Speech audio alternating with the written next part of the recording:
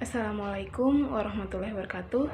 Perkenalkan, nama saya Mulyati Sulwamu dengan NIM 1420120020R dari kelas KPN 20A, program studi S1 Keperawatan dari Sekolah Tinggi Ilmu Kesehatan Nusantara Kupang. Di video ini saya akan menjelaskan tentang studi kasus. Nah, di video ini dibuat untuk memenuhi nilai tugas mata kuliah Transkultural Keperawatan 2. Studi kasus, anak Irwan berjenis kelamin laki-laki, berusia 6 tahun dan beralamat di Desa Pura Barat, Kecamatan Pura, Kabupaten Alor. Anak Irwan adalah anak kandung dari Bapak Bakri dan Ibu Sandia. Menurut Ibu Sandia, anaknya sudah beberapa hari sakit panas, sering mengigau dan sulit makan sehingga badannya terlihat kurus.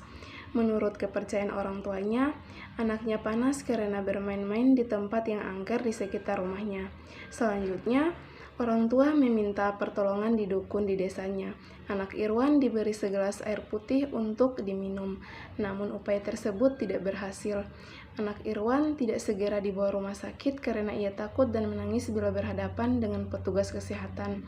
Pada saat mahasiswa Prawastika Nusantara Kupang mewawancarai anak Irwan, sudah 2 hari dirawat di rumah sakit.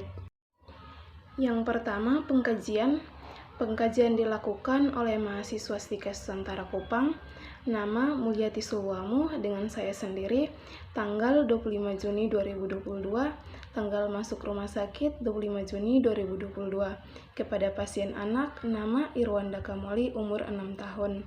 Nama orang tua, ayah Bakri Dakamoli dan ibu Sandia Leki.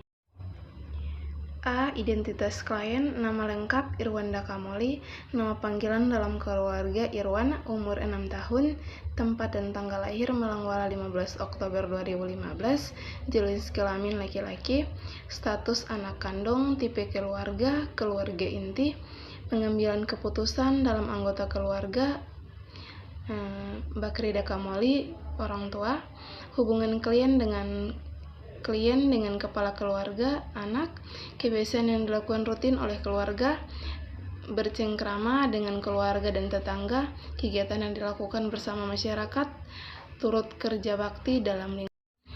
B. Faktor nilai budaya dan gaya hidup. 1. Posisi dan jabatan, tidak memiliki jabatan. Yang kedua, bahasa yang digunakan yaitu bahasa Indonesia. Yang ketiga, kebiasaan membersihkan diri, mandi 2 kali sehari. Yang keempat, kebiasaan makan, anak Irwan makan sulit dan tidak teratur. Yang kelima, makanan pentangan berkaitan dengan kondisi sakit. Makanan pentangan tidak ada, namun makanan yang dikonsumsi kurang mengandung zat gizi karena hanya makanan nasi dan lauk seadanya, jarang makan daging dan buah-buahan. Yang keenam, sarana hiburan yang bisa dimanfaatkan berkaitan dengan aktivitas sehari-hari, yaitu menonton TV. Yang ketujuh, persepsi sehat-sakit, sehat apabila tidak ada keluhan dan dapat bekerja atau bermain sehari-hari dengan baik. Sakit adalah sebaliknya.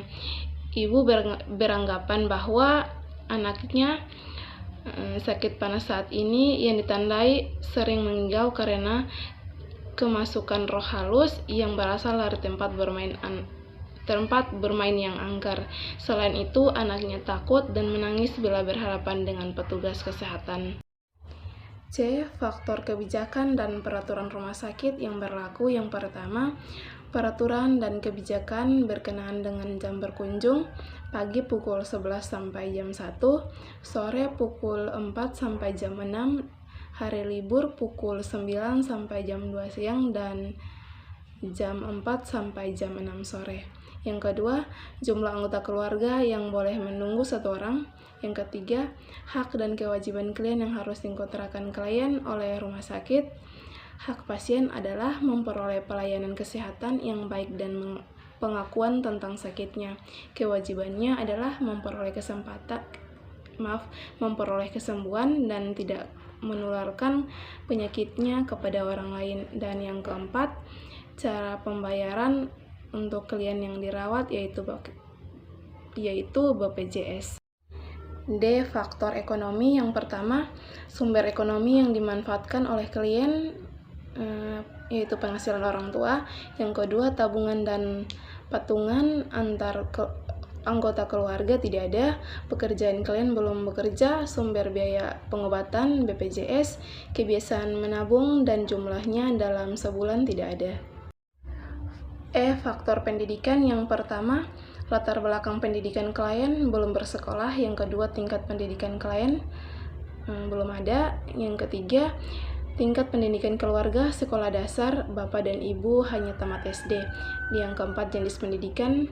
Yang kelima, kemampuan kalian belajar secara aktif dan mandiri tentang pengalaman sakitnya sehingga tidak berulang kembali. Orang tua tidak mengizinkan kalau anaknya sudah sembuh untuk bermain di tempat yang angker dan hujan-hujanan. Pemeriksaan fisik. Yang pertama, inspeksi. A. Mata agak menonjol. B. Wajah bulat dan terlihat pucat. C. Kepala, rambut agak kemerahan. D. Abdomen, perut bulat. E. Kulit agak bersisik, keadaan tugor kulit normal. Yang kedua, palpasi, pembesaran hati tidak ada. Yang ketiga, auskultasi bising asus, yaitu 16 kali per menit. G. Pemeriksaan penunjang. Yang pertama, pemeriksaan darah, trombosit 250.000 sel per milimeter, tifus 1/300. Yang kedua, pemeriksaan urin tidak dilakukan. Yang ketiga, uji fal hati tidak dilakukan. Yang keempat, EKG tidak dilakukan. Ronsen paru tidak dilakukan. Yang keenam, tekanan darah 110/70 mm air raksa. Yang ketujuh, suhu pernapasan 38/5 derajat Celcius dan frekuensi napas 24 kali per menit. 2. Analisa data. Pengelompokan data. Yang pertama, dari data subjektif, Ibu Sandia mengatakan bahwa anaknya sudah beberapa hari panas. Ibu Sandia mengatakan bahwa sakit anaknya disebabkan oleh bermain di tempat yang angker di sekitar rumahnya. Data objektif. Yang pertama, Ibu Sandia membawa anaknya berobat ke dukun sebelum ke rumah sakit.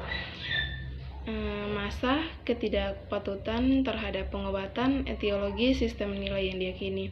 Yang kedua, data subjektif.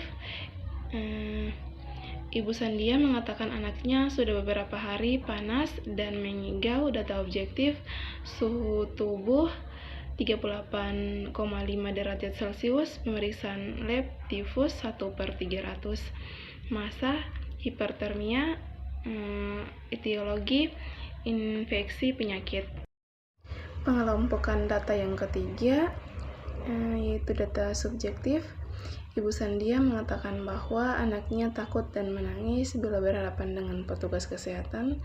Data objektif. Yang pertama, anak Irwan tampak takut. Yang kedua, anak Irwan tampak tidak kooperatif saat akan dilakukan tindakan keperawatan. Yang ketiga, anak Irwan menangis ketika melihat petugas kesehatan.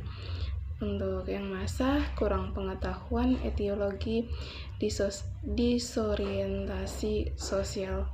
Yang ketiga, diagnosis keperawatan, ketidakpatuhan keluarga terhadap pengobatan berhubungan dengan sistem nilai yang diyakini, yang ditandai dengan yang pertama, data subjektif. Ibu Sandia mengatakan bahwa sakit anaknya disebabkan oleh roh halus. Data objektif, Ibu Sandia membawa anaknya berobat ke dukun. Hipertermia berhubungan dengan infeksi penyakit, yang ditandai dengan yang pertama, data subjektif.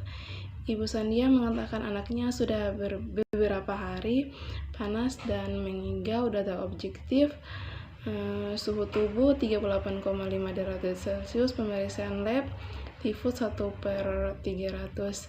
C. Kurang pengetahuan berhubungan dengan disorientasi sosial, ditandai dengan yang pertama, data subjektif. Ibu Sandia mengatakan bahwa anaknya takut dan menangis ketika bertemu dengan petugas kesehatan. Data objektif. Yang pertama, Irwan tampak takut. Yang kedua, anak Irwan tampak tidak kooperatif saat akan dilakukan tindakan keperawatan. Yang ketiga, anak Irwan menangis ketika melihat petugas. Yang keempat, intervensi keperawatan.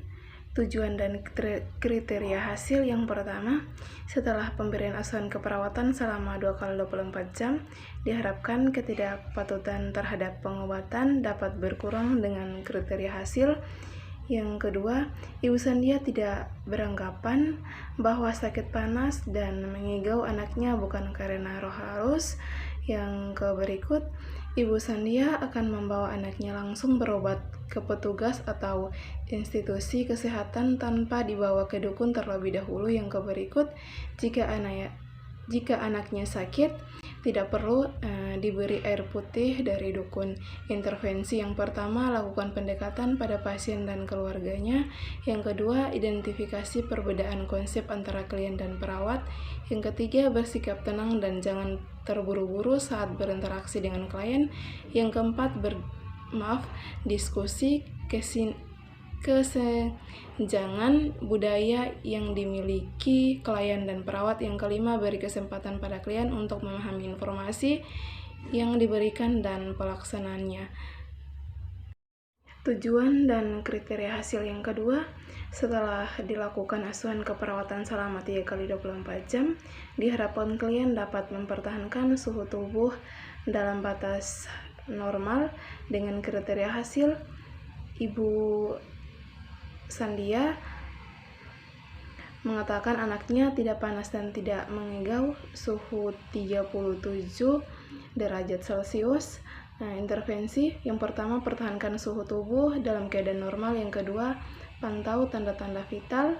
Yang ketiga, cegah terjadinya komplikasi. Yang ketiga, setelah dilakukan asuhan keperawatan selama 1x24 jam, pengetahuan ibu berhubungan dengan disorientasi sosial dapat meningkat. Dengan kriteria hasil yang pertama, Ibu Sandia mengatakan kalau anaknya sudah tidak takut lagi jika didatangi oleh perawat. Yang kedua, anaknya tidak tampak bingung. Yang ketiga, anaknya tampak dapat kooperatif saat akan dilakukan tindakan keperawatan.